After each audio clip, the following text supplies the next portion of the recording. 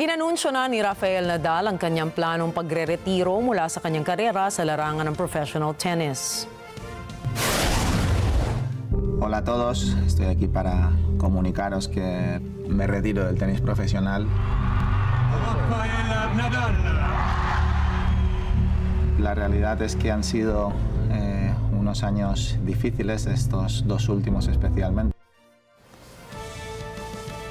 Sabi ni Nadal, intensyon niyang maging representante ng Spain sa Davis Cup, ngunit itong kanyang magiging huling torneo bago siya magretiro sa paglalaro.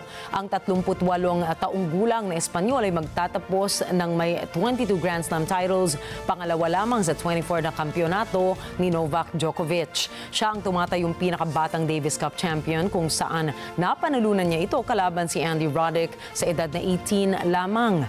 Napanalunan naman niya ang una niyang Grand Slam title sa Roland Garros sa French Open noong taong 2005 nung siya ay 19 years old lamang nang makalaro niya ang naging matagal niyang karibal na si Roger Federer. Siya ang kasalukuyang naghahawak ng record para sa pinakamaraming napanalunang French Open titles sa bilang na 14, nalampas doble sa 6 na titulo ng unang manlalaro na naghawak ng record na si Bjorn Borg. Dahil dito ay binansagan siyang King of Clay ng kapwa niya manlalaro at kanyang mga tagahanga.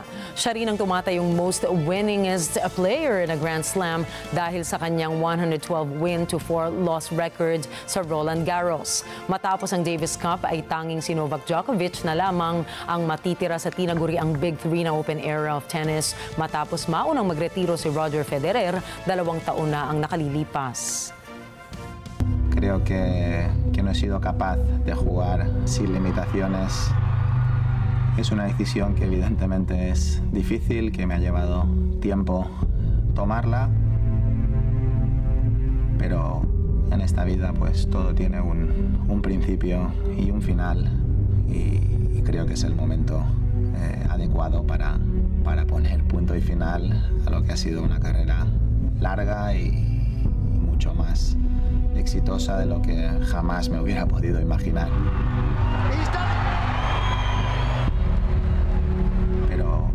Me hace muchísima ilusión que mi último torneo sea la final de la Copa Davis y representando a mi país. Creo que es cerrar el círculo, ya que una de mis primeras grandes alegrías como tenista profesional pues fue la final de Sevilla en 2004.